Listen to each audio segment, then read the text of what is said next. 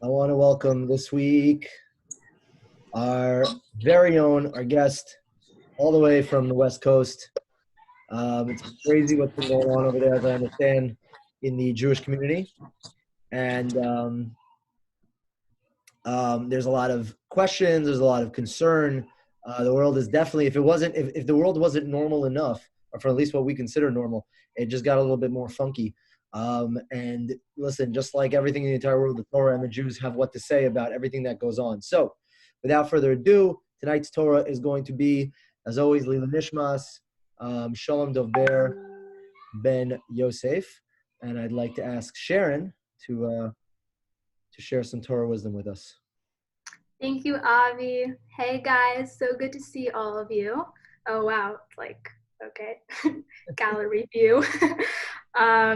Anyways, so yeah, like Avi's saying, world is pretty crazy. Some crazy things happening. Thought it was crazy from quarantine, and now it's curfew, especially out here in LA. It's kind of, there's no words for it. There's no words for it. You turn on the TV and you think you're watching a movie. It's really, really crazy. And I think one of the first things that you need to look at when the world gets crazy is, what can I do?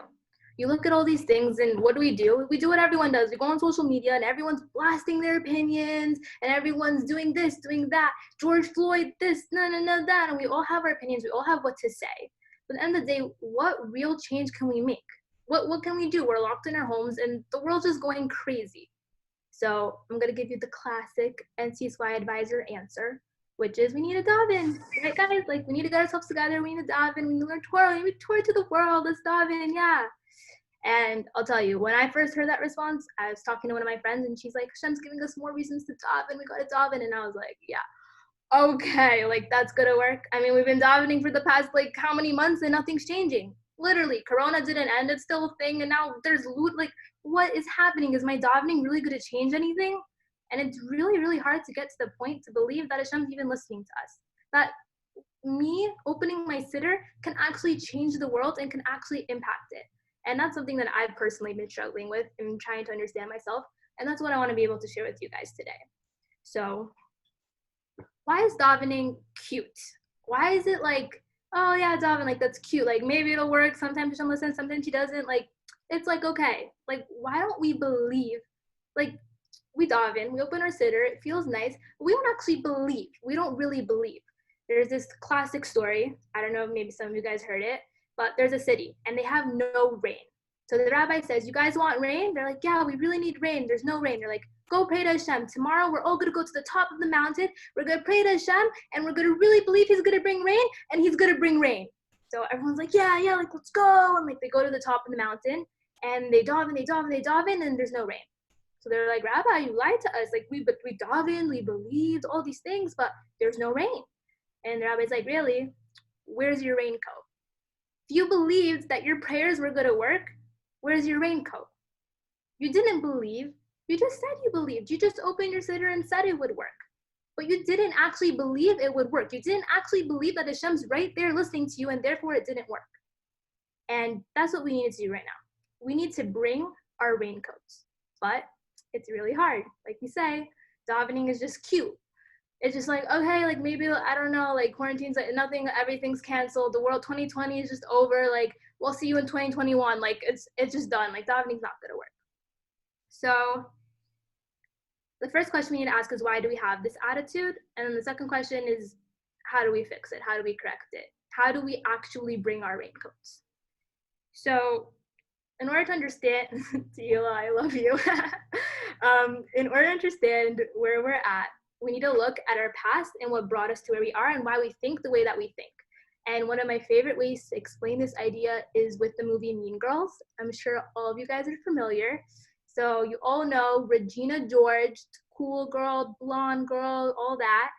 And that catty girl and the other girl, Janice, like the goth one, you know what I'm talking about? Okay. So Regina George, she's so cool, but she's so mean. But everyone thinks she's like this perfect person. And Caddy, she's like, I don't get it. Why does everyone think she's so perfect and nice when she's so mean? And Janice was like, oh, that's simple. It's just years and years of social brainwash. That's like high school is just social brainwash that you can make the entire school think that the meanest girl is so nice, and it's just brainwash. So guys, that's just high school. That's just 4 years. We're dealing with centuries and centuries and centuries of social brainwash. From the Romans to the Greeks, everything to what we think and how we think is everything before us, everything before us. And how does the world think? How did it come to the conclusion? The conclusion that science and intellect is everything. And I'm not bashing science and intellect. I love science and intellect, and I think it's an amazing thing, but it's a tool and it's not the end. It's not the everything. And the world comes and tells us probability is reality. Probability is how the world runs. So therefore, when we open up our siddur and we dive in, we don't bring our raincoats because we don't think it's probable. We don't think that Corona is actually going to end. It's just, you look at the math and you look at the curve and you look at it's just not probable. It doesn't look like it's going to happen. So of course I'm going to dive in and I'm going to try, but it just doesn't seem real. It doesn't seem like my prayers will actually be listened to. And that's why it's hard for us. It's hard for us to bring our raincoats. So what do? Well, we just look back at history and how it brought us to where we are. How about we look back at our Jewish history and see what it has taught us? So I want to talk about Yehuda HaMaccabee, the great Yehuda HaMaccabee.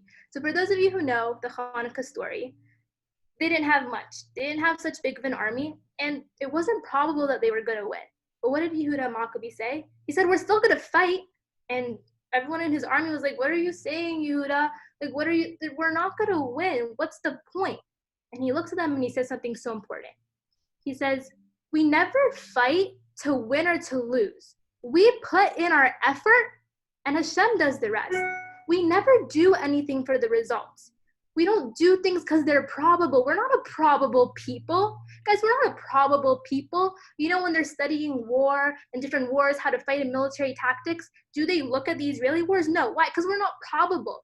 We don't make sense. And one of the greatest proofs is the fact that we're even still alive, guys. The fact that we've survived all the generations. For those of you who have been on TJJ, you saw Avi's 10-page list of all the people who tried to kill us.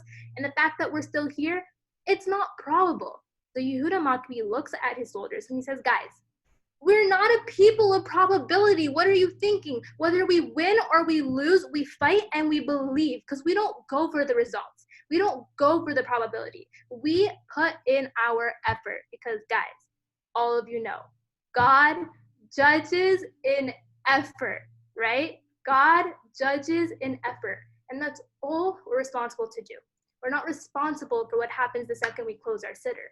But we're responsible to open it up and bring our raincoats and believe and know that our efforts count and that Hashem is really, really listening to us. And that's what we need to be working on. We see a world, we see that it's a mess. It's crazy. There's no words. But we need to know that we have a place in this. Yes, it's Hashem's plan. Hashem's doing everything. Yes.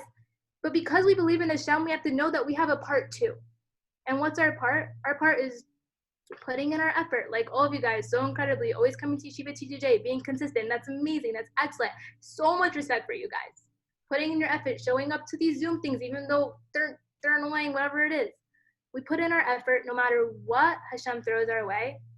And when Hashem, at the end of the day, is going to say, why didn't you pray for this? Why didn't you pray for that? Why? We're not responsible for the result. We're just responsible to say, Hashem, even though things didn't change, I still brought my raincoat. I still did it. I still put in my best because I know you judge in effort. So my bracha is to you guys. Never forget, God judges in effort. Open up your tefillah books. Talk to Hashem. Talk to him all the time. Tell him to help save the world because he's really, really listening and we really, really need it. Okay, done. Sharon, thank you so much. Absolutely. Chazak, Liamat. Very, very wise words. If anybody has any questions or wants to speak to Sharon, everyone has her number. She's out in LA. Don't forget about her. Thank you so much, Sharon, for coming out here tonight. And we hope to see you soon on the East Coast, God willing.